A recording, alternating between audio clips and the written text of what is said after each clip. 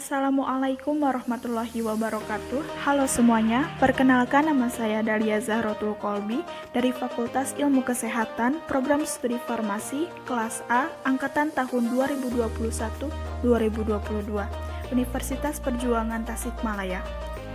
Dengan NIM 2104010003. Di sini saya akan menjelaskan sumber hukum Islam untuk memenuhi tugas besar pendidikan agama Islam. Coba kita perhatikan alat-alat elektronik yang ada di sekitar kita. Misalnya handphone, laptop, kipas angin, televisi, kulkas, AC, dan lain sebagainya. Alat-alat tersebut dibuat oleh pabrik dengan diberi buku petunjuk penggunaannya. Buku petunjuk tersebut dimaksudkan agar alat tersebut digunakan dengan benar sehingga awet dan tahan lama. Begitupun Allah dalam menciptakan manusia. Allah memberikan petunjuk kepada manusia agar manusia bisa berperilaku dengan benar sehingga bisa selamat dalam hidup di dunia dan di akhirat. Sumber hukum Islam bersumber pada 3 hal. Yang pertama, Al-Quran, yang kedua hadis, dan yang ketiga ijtihad. Sebelum itu, apa itu sumber hukum Islam? Sumber hukum Islam adalah segala sesuatu yang dijadikan dasar acuan atau pedoman syariat Islam. Sumber hukum Islam yang pertama adalah Al-Quran. Al-Quran dari segi bahasa berasal dari kata qara'a yaqra'u yang artinya bacaan. Kemudian, bagaimana kedudukan Al-Quran dalam sumber hukum Islam ini? Al-Quran sebagai sumber hukum Islam yang pertama. Di dalamnya memiliki 3 komponen dasar, yaitu 1. Hukum i'tiqadiyah atau hubungan manusia dengan Allah Subhanahu wa Ta'ala. Yang kedua, hukum amaliyah, yaitu hubungan dengan akidah atau keimanan. Dan yang ketiga adalah hukum khuluqiyah atau hubungan dengan moral atau akhlak manusia. Nah, seperti yang kita tahu, fungsi Al-Quran adalah sebagai pedoman hidup dan di dalamnya termuat kalam Allah Subhanahu wa Ta'ala untuk memberikan petunjuk yang benar bagi umatnya. Lalu sumber hukum Islam yang kedua adalah hadis.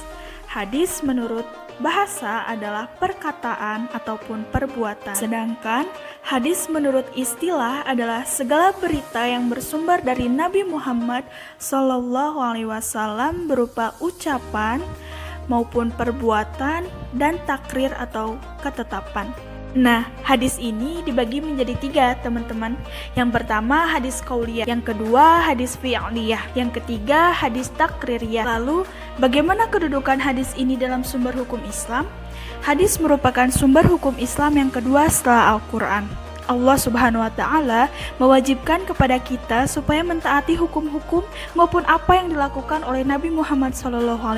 Sehingga dapat diketahui fungsi hadis ada 3, yaitu yang pertama at-takriri, sebagai penguat atau pengukuh hukum yang telah disebutkan dalam Al-Quran. Yang kedua adalah at-tafsir, sebagai penjelas atau perinci terhadap ayat-ayat Al-Quran yang masih bersifat umum. Yang ketiga at-tashri', yaitu menjelaskan hukum-hukum yang tidak ada dalam Al-Quran. Nah, di dalam hadis ini terdapat mustalah hadis, teman-teman. Yang pertama sanad, yang kedua matan, dan yang ketiga rawi. Sumber hukum Islam yang ketiga adalah ijtihad. Pengertian ijtihad menurut bahasa artinya berusaha dengan sungguh-sungguh. Sedangkan ijtihad menurut istilah adalah suatu pekerjaan yang menggunakan segala kesanggupan rohaniyah untuk mendapatkan hukum syara atau menyusun pendapat dari seluruh masalah hukum yang bersumber dari Al-Quran dan hadis. Kedudukan ijtihad dalam sumber hukum Islam adalah sebagai sumber hukum yang ketiga setelah Al-Quran dan hadis. Bentuk ijtihad yang dikenal dalam syariat Islam ada 2, yaitu ijma dan qiyas.